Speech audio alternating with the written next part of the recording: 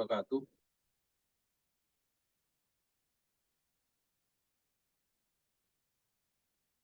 Waalaikumsalam warahmatullahi wabarakatuh. Oke, alhamdulillah di pagi hari ini, siang hari ini masuk perkuliahan terakhir ya, di mata kuliah pemrograman mobile untuk kelas 21 dan 20 A3 ya, saya gabungin jadi satu. Oke. Kemarin saya sudah bahas tentang pemrograman Dart. Hari ini kita bahas tentang pembuatan login ya. Nanti UTS-nya membuat halaman login saja. Pertama, ini saya jelaskan lagi tentang instalasi Flutter ya. Jadi mungkin bagi yang lupa, Flutter itu adalah framework ya. Framework untuk bahasa pemrograman Dart. Jadi saya harap sih kalian masing-masing belajar bahasa pemrograman Dart individu terlebih dahulu ya. Baru nanti ya. Gimana? Saya mute aja. Jadi silakan belajar bahasa pemrograman Dart. Jadi Flutter itu adalah sebuah framework untuk bahasa pemrograman Dart. Kenapa saya menggunakan Flutter? Karena cross platform ya, yaitu bisa berjalan di Windows, macOS, Linux, bahkan di Chrome OS. Bahkan nanti Flutter ini bisa diimplementasikan di aplikasi web. Apakah Flutter itu satu-satunya bahasa pemrograman untuk membuat aplikasi Android? Enggak ya. Untuk membuat aplikasi Android ada banyak bahasa pemrograman yang bisa dipakai. Untuk native-nya atau bawaannya itu menggunakan Java. Terus ada Java native. Terus ada Kotlin. Ada React Native. Ada React JS gitu. Terus ada yang lain sebagainya. Banyak ya. Bahkan sekarang Python pun sudah ada yang buat framework untuk bahasa pemrograman Python diimplementasikan untuk pembuatan aplikasi Android. Semakin berkembangnya teknologi, ini kan sangat cepat ya. Jadi mungkin beberapa tahun lagi ada bahasa pemrograman baru yang lebih mudah, lebih ringan. Gitu. Karena kebanyakan keluhan orang belajar pemrograman mobile, apalagi Android, adalah komputer ya, kebutuhan memori yang besar, spek komputer yang tinggi, apalagi untuk emulator Android emulator device, Android emulator device IVD ya. Itu minimal 8 GB atau 16 GB RAM-nya. Jadi emang sangat berat. Itu kadang yang bikin malas untuk belajar pemrograman mobile. Tapi di Flutter ini kita bisa menggunakan VS Code tanpa menggunakan virtual Android ya, tapi menggunakan Google. Walaupun nanti banyak kendala, banyak kekurangannya. Pertama apa yang harus dilakukan? Pertama adalah instalasi Flutter terlebih dahulu ya. Sama seperti kalau pengen menjalankan bahasa pemrograman Python kan, pertama kalau install Python terlebih dahulu. Karena kita download Flutter terlebih dahulu, habis itu kalian install. Nah, installnya itu enggak double klik ya. Kalau di Flutter kalian install, terus kalian ekstrak, kalian taruh di C di folder source. Terus folder di sini ada tutorialnya. Jadi silakan diinstal, terus diekstrak, ditaruh di C, folder Flutter /src/Flutter. Setelah itu, supaya kita bisa menampilkan halaman Android atau program yang kita jalankan, kita harus menginstal Java Development Kit, ya, emulator Android-nya, developer-nya, yaitu JDK. Kalian bisa download di website Oracle. Jadi Java itu sudah dibeli sama perusahaan Oracle. Windows X64, kalau sistem operasinya Windows. Ya. Disesuaikan dengan sistem operasinya. Jadi install terlebih dahulu Flutter-nya, terus instalasi JDK-nya. Nah, kalau yang mempunyai komputer dengan 16 GB, atau komplek yang 16 GB yang support untuk Android device ya, Android virtual device, boleh silakan menginstal virtual device ya. Pertama boleh menggunakan IVD, Android virtual device. Ini sangat berat sih. Kecuali kalau komputernya mumpuni ya, speknya cukup 16 GB RAM-nya. Atau menggunakan emulator Android Genymotion yang biasanya dipakai untuk main game Android di laptop. Ini juga berat.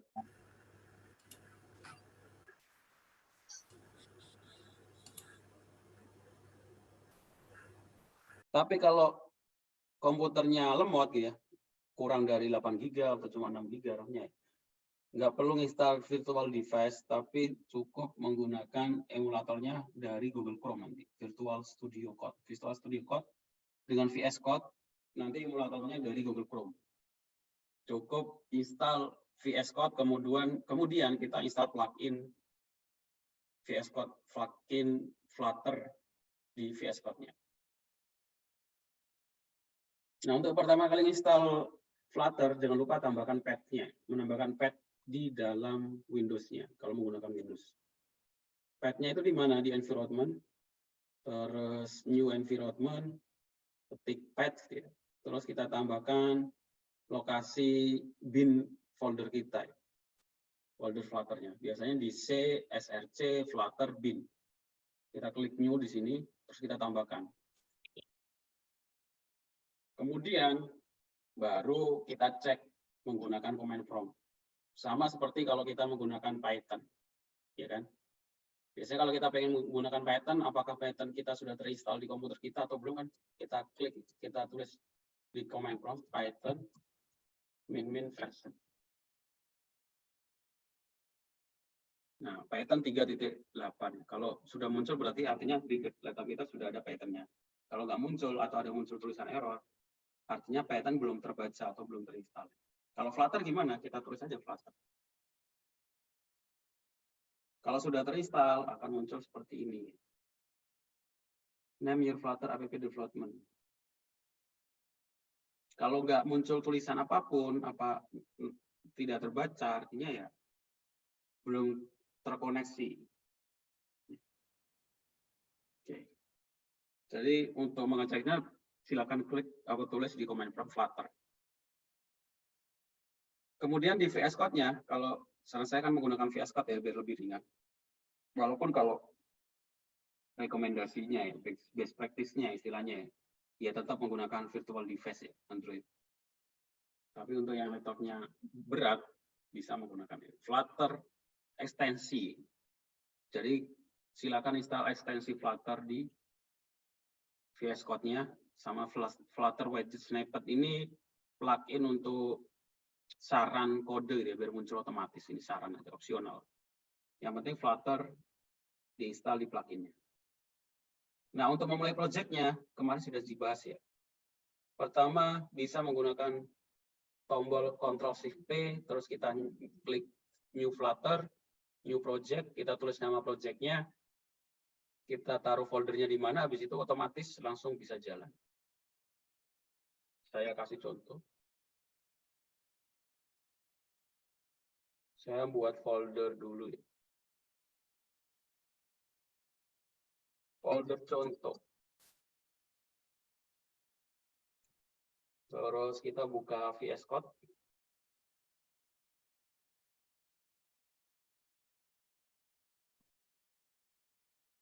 Terus kita buat new project dengan Ctrl+Shift+P. Flutter new project. Pilih aplikasi. Kita pilih tempat lokasi yang akan kita gunakan. Yang kita buat tadi, foldernya. Saya taruh di mana? Di kurikulum. Genap, mobil, contoh. Tentukan folder yang mau di tempat shortcut-nya. Terus kita tulis project kita, mau kita namakan apa. Saya kasih nama contoh. Nanti VS Code akan langsung membuatkan sebuah project dan halaman home dasar. Ya. Jadi udah ada halaman home bawaan gitu ya. Jadi kita nanti tinggal modifikasinya dari sana.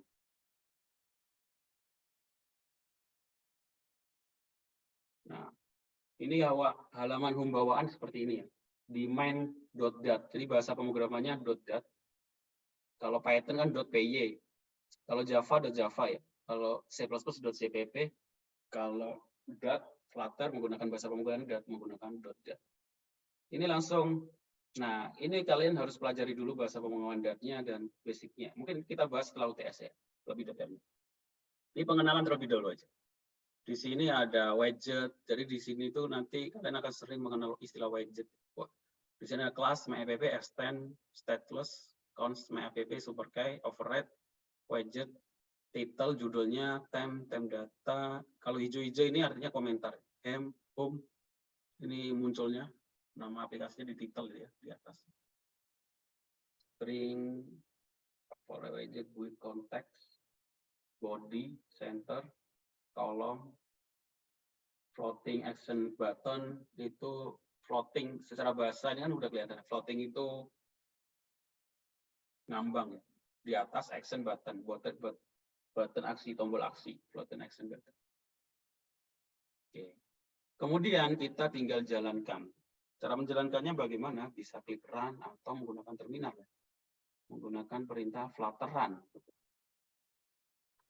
Flutter run.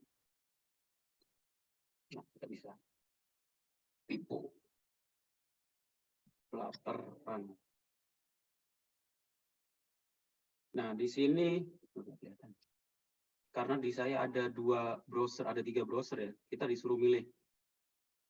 Ada 3 browser yang kedetek, kita mau pengen pakai Windows, Chrome, atau Edge. Saya pakai nomor 2. Nanti akan emulatornya menggunakan Google Chrome, bukan menggunakan Android device.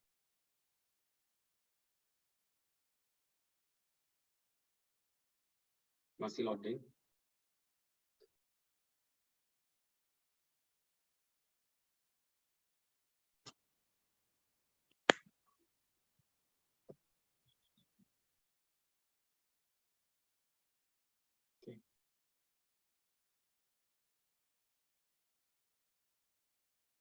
Sambil menunggu saya bahas UTS-nya. UTS-nya bagaimana? Saya lihat dulu UTS-nya. Soal UTS-nya adalah sama sih. 20A1 dan 21A1. Sama-sama pemrograman mobil. Setelah belajar tentang pemrograman mobil dan Flutter, silakan buat halaman login dengan Flutter, kemudian kumpulkan ke link UTS. Itu saja UTS-nya. Jadi kalau bisa saran saya, halaman loginnya itu kalian desain terlebih dahulu di kemarin kita menggunakan Figma, baru diimplementasikan di Flutter gitu. Terus dibuat laporannya dalam bentuk PDF, kemudian kalian upload di e-kampus ya. Nanti saya buat link pengumpulan e-kampus. Nah, ini outputnya ya. Outputnya sebenarnya ini kalau kita menggunakan Android emulator device, nanti ada tampilan mobil ya di komputer kita. Tapi kalau kita menggunakan Google Chrome, emulatornya hanya menggunakan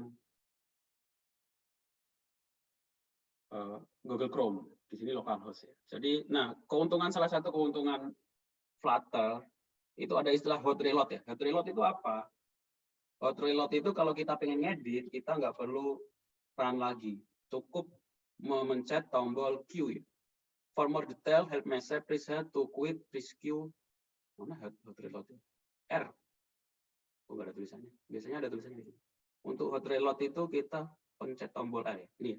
To hot restart change while running, press R or R. Jadi seumpama ya, ini warnanya biru. Saya pengen ganti menjadi merah.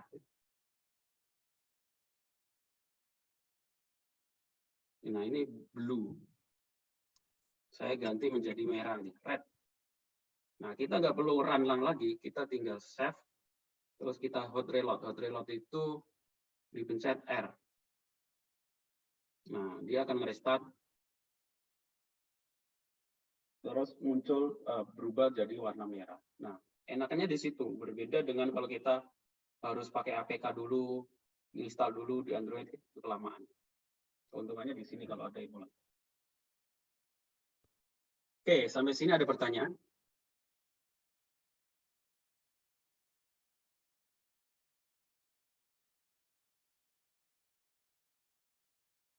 Nah, kalau muncul error seperti ini, call not find Flutter SDK, please install Flutter installed.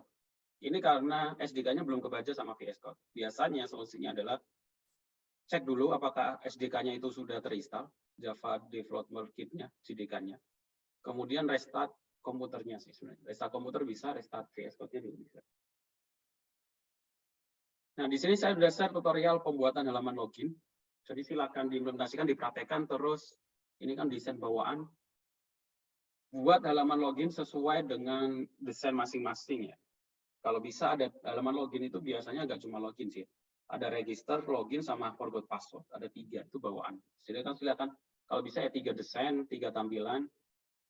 Apakah harus bisa berjalan? Kalau bisa berjalan lebih bagus, jadi bisa login beneran. Apalagi kalau sampai bisa sudah connect ke API ya, loginnya bisa connect ke API. Oke. Ada pertanyaan sampai di sini?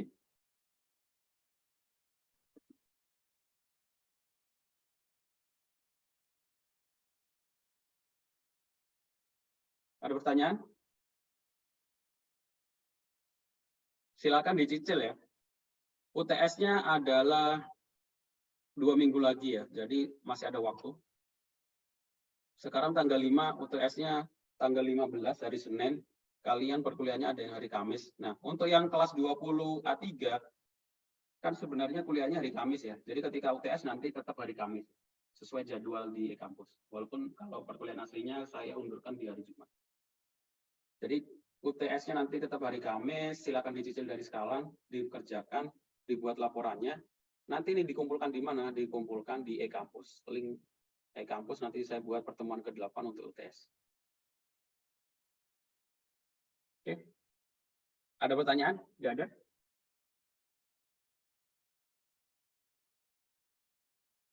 Saya kira banyak ya tutorial tentang pembuatan login. Silakan dimodifikasi, dipraktekkan itu. YouTube login page Flutter gitu. Karena editnya, kalau ngedit tampilannya Dart, saya kira mirip seperti ngedit tampilan di HTML. Login page Flutter.